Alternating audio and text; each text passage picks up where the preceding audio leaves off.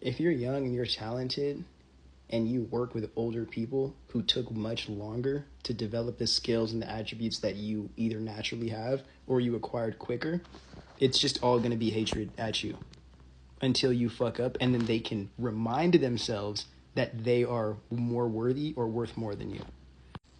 This is why, like, it's even beyond the subliminal social politics of neurotypicals in corporate America, but it's truly like people, executives go home and don't feel powerful. They don't feel like they own anybody. They don't feel like they're the king of the kingdom. So they have to come to work and then abuse the rest of us with all that like excessive like force or just unnecessary force.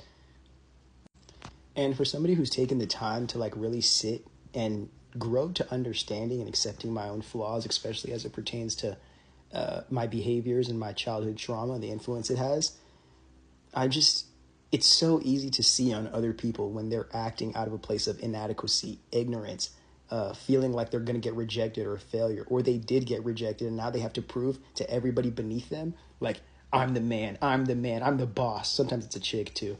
But it's like, I'm the boss. And then it gets so much to the point where like they're focusing on proving that they're the boss or they have power over you. They forget what the job even is. And then it's just about hurting your feelings.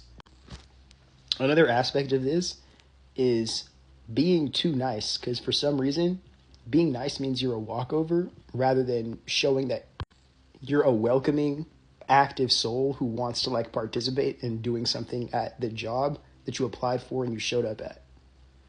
It's almost weird how like most of the jobs, I'm telling you right now, most people in corporate America work like 3 to 4 hours a day, and the other 4 hours in the office and then basically the rest of their lives is about maintaining the acceptance they have to only work for 3 or less hours a day. Like, they're clocked in. They're not doing shit, though. And again, like, I'm over-exaggerating, but they're not doing anything. Their job is watching you do your job. And think about how little of a job that is when the people who you hire, if you hire properly, do the fucking job. And then this part of the job becomes the social politics, the gossiping, the drama, the back end's bullshit that literally does nothing to advance you in your career. I mean, it may get you like an extra date here or an extra meeting here that gets you a raise, but the cost versus benefit ratio in like submitting yourself to your mask and hoping that somebody whose mask is better than you can accept you so you can maybe conditionally accept your mask, but then they'll just start to hate you the second your mask becomes more valuable or more relevant than theirs because they think they have authoritative ownership over you because you're their seed, and they don't know how to let shit go and how to compete with anybody. All of this analysis has led me to realize like I can only work a job that literally only forces me to be present at that place from the time it starts to the time it ends. So I can have as much of the rest of the time that I have in my day to focus on the real lifestyle that I'm trying to create. Not only a job to like escape into, but the real relationships, the real income, the real finances, the real education, all this other type of shit that is important, just as important as having a job and a wife or a relationship. But we're not going to speak about that because we need to cut as many people off from self-sufficient salvation as possible so they can just run to the church and then beg God to help them, who's not going to help them, because God only helps rich people. And we're going to wrap this all back around.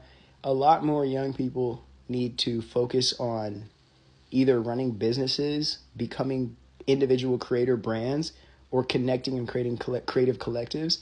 Because not only is this job industry that we're living in completely wiped, it was literally only built for 2 generations at that. If the boomers and Gen Xers are going to use AI to remove all the basically employment opportunities and economic opportunities in our society, then we have to start the new businesses. We have to start the new collectives. We have to start the new institutions. Whether it's with no money, it's with no support, it's with no backing, we have to start the new shit. I'm telling you right now, there's a chunk of people who are focused on trying to fix themselves to merge or to make it into this new world where AI is one of the most dominant factors of it.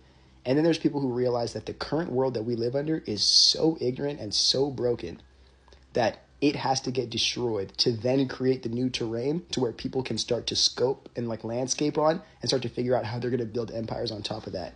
But nobody's going to build anything on top of this old world and get it into the new world unless they're depriving other people who deserve to exist in that new world of human rights, humanity, access to the living world, so they can use it to create their robots, run their data centers, or just hide trafficking rings of children all over the world and call it modeling competitions.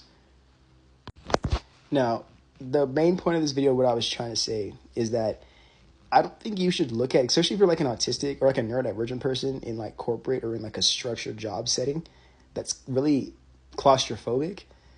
I used to look at myself as the problem, like the person who was wrong for wanting to have a say, for wanting to be my authentic self, to show up how I want to show up, express myself how I want to express myself, and still contribute to significant work or projects, not only to get compensated, but to actually change the world.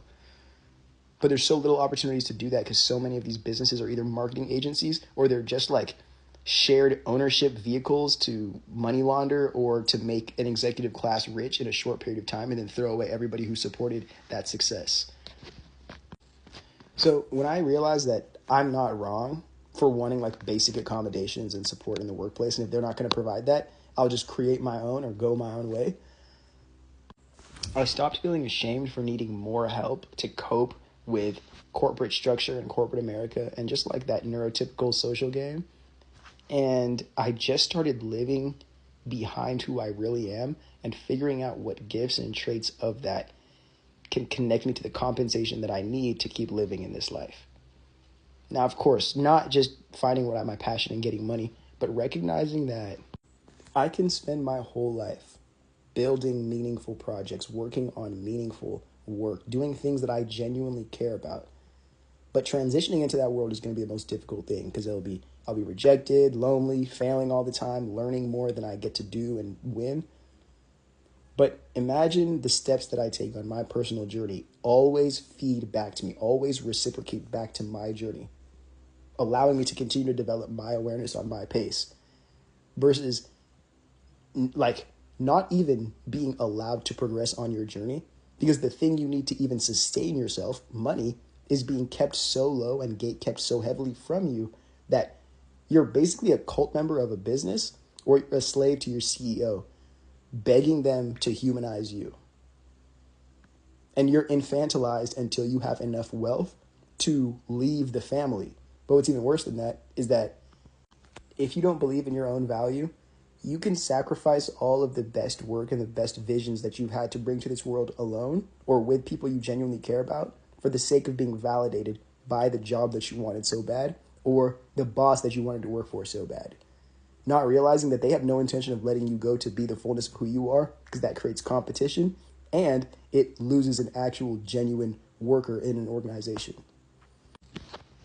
I'm going to make this clear for all my neurodivergent people that are stuck in like financial trauma, especially that poverty trauma. I fucking hate that. In this world, yes, you have to follow the law, but you only have to have enough money to pay your bills every month. As long as you can find a way to take care of that and hopefully create a system that you can submit yourself to make it normal or consistent, you're going to realize that people are giving a lot more than just the hours of 9 to 5 or like 7 to 7 to these jobs that they work. I'm excited to see what you guys become when you finally give up on like the hope that they keep on feeding you, the false hope and illusions of salvation these corporate overlords are giving you. And you start to realize maybe the best work you could ever do in this world is being like an animal park attendee or attendant and just showing kids animal life, bro, at like a wild animal park. And maybe that gives you so much happiness and joy in your heart. The pay isn't the priority anymore. You being able to be compensated and to pay your bills is a standard. But the work that you do and the skills you develop and the person you become on that journey is the most fucking important thing.